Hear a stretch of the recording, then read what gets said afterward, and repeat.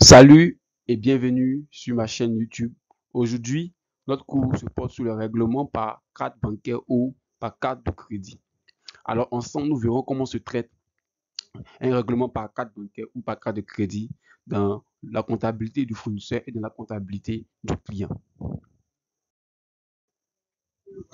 Le paiement par carte bancaire ou carte de crédit obéit aux mêmes règles que le paiement par chèque, c'est-à-dire la réception, l'envoi du chèque à l'encaissement et la réception de l'avis de crédit. Donc ici, l'encaissement transite comme suit par le compte 515 selon les 6 quadras, 4 de crédit à encaisser. Alors, ensemble, voyons comment se traite le règlement par carte bancaire dans le journal, dans la comptabilité du fournisseur. Donc, nous avons lors du passage en machine de la carte bancaire ou de crédit, c'est-à-dire lors du règlement.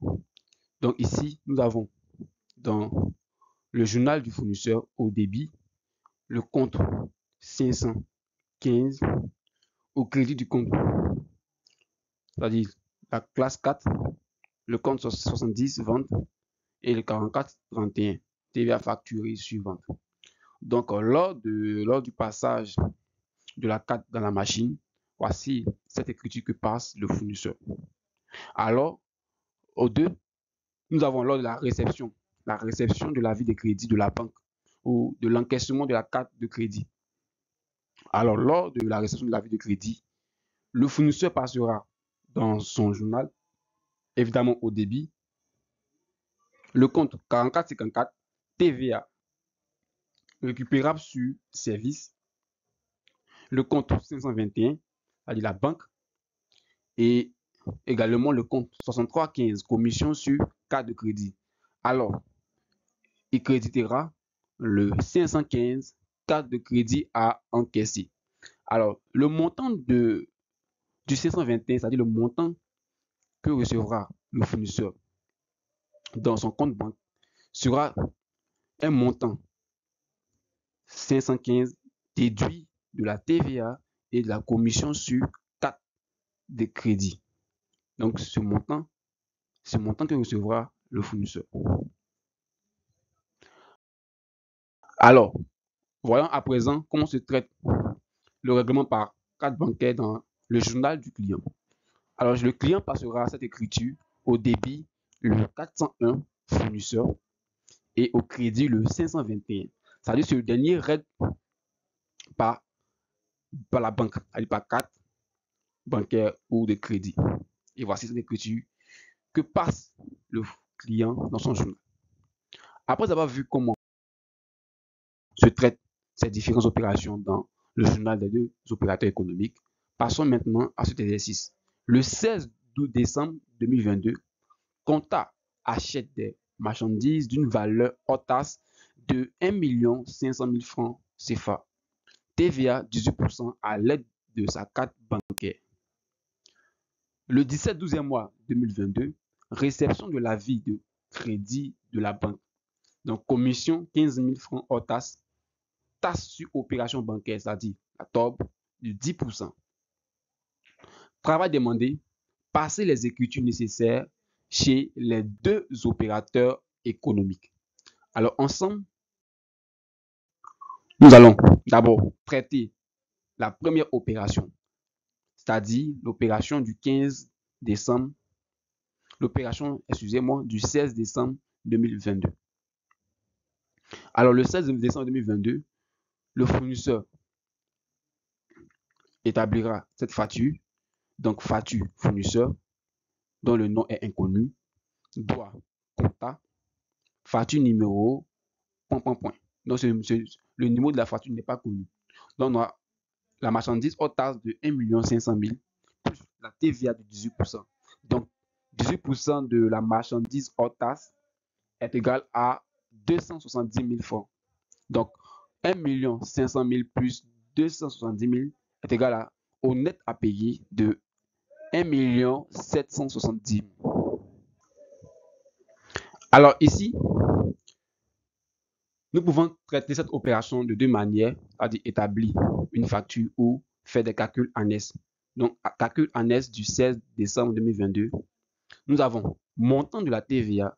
Donc, pour trouver le montant de la TVA, nous allons prendre le taux de la TVA multiplié par le montant de la marchandise. Donc, 18% multiplié par 1 500 000, nous trouvons 270 000. Alors, après avoir trouvé le montant de la TVA, nous allons déterminer à présent le montant du 515, c'est-à-dire le montant de la carte bancaire. Donc, nous avons le montant de la marchandise plus le montant de la TVA. Donc, nous trouvons un montant de 1 770 000 qui est égal au net à payer par le client. Alors, passons à la deuxième opération, c'est-à-dire réception de l'avis de crédit de la banque, commission 15 000 francs hors taxe, taxe sur opération bancaire 10%. Alors, calcul annexe du 17 décembre 2022, nous avons le taux de la taxe sur opération bancaire de 10%. Alors, pour trouver le montant de la taxe sur opération bancaire, nous allons appliquer le taux de 10% sur la commission hors taxe. Donc, commission hors taxe de 15 000 multiplié par 10%, nous trouvons la taxe sur opération bancaire qui est de 1500. Après avoir déterminé la taxe sur opération bancaire, nous pouvons alors à présent déterminer le montant qu'a reçu le fournisseur. Donc, montant du 521 est égal au net à payer par le client, moins les commissions, moins la taxe sur opération bancaire. Donc, nous avons ici montant du 521 est égal à 1 753 500. Donc, pourquoi avons-nous mis moins, avons-nous retranché? Parce que le banquier a retiré des frais sur le montant que paye le client. Donc, voilà pourquoi ces montants sont déduits du net à payer. Alors, après avoir fait ces opérations, passons à l'écriture dans le journal du fournisseur. Alors, dans le journal du fournisseur, nous avons ici le 16 décembre 2022.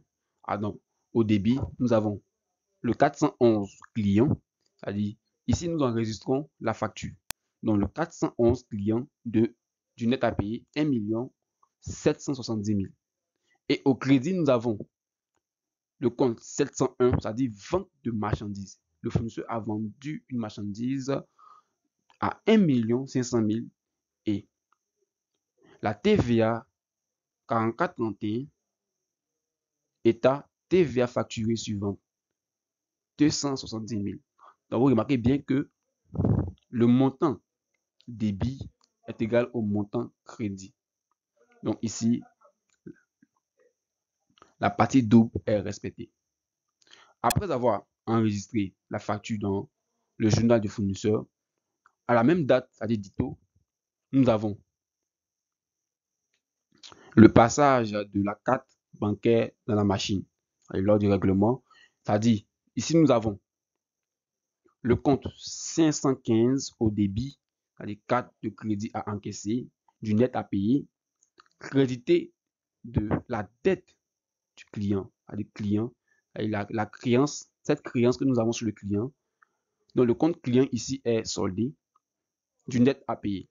Donc suivant passage en machine de la carte bancaire ou crédit. Alors ici, nous avons deux écritures, c'est-à-dire l'écriture de la facture et l'écriture de règlement, et lors du règlement. Alors, après avoir passé ces deux écritures, passons au 17 décembre 2022. Alors, le 17 décembre 2022, on nous dit ici que le client et le fournisseur a reçu l'argent dans son compte.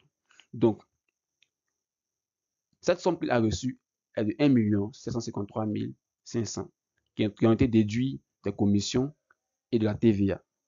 Donc, on aura ici 44,54 état TVA récupérable sur service, le compte 521 banque et le 63,15 commission sur carte de crédit. Donc, au crédit du compte 515, et ce compte a été soldé. Nous avons ici le montant débit est égal au montant crédit. Ainsi est présenté, ainsi est enregistré, comptabilisé ces opérations dans le journal du fournisseur.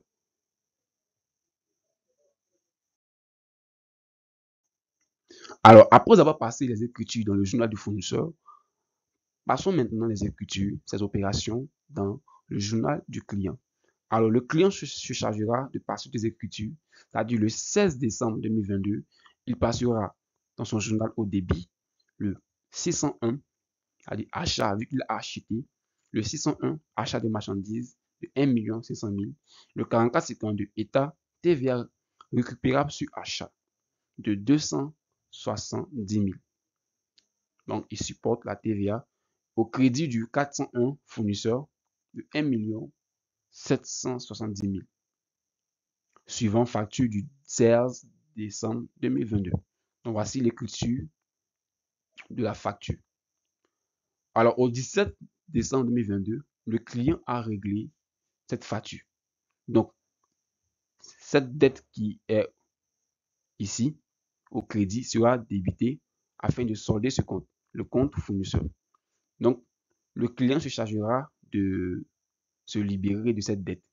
Donc, on débite le compte 401 fournisseur au crédit du compte 521, puisqu'il a réglé par carte bancaire. Donc, suivant le règlement de la facture du 16 décembre 2022. Merci d'avoir suivi cette vidéo. Ainsi est présenté les écritures dans le journal du client. Merci d'avoir regardé cette vidéo. N'oublie pas de t'abonner, de partager et de commenter. Et on se trouve à une autre vidéo pour pouvoir apprendre encore sur les effets de commerce.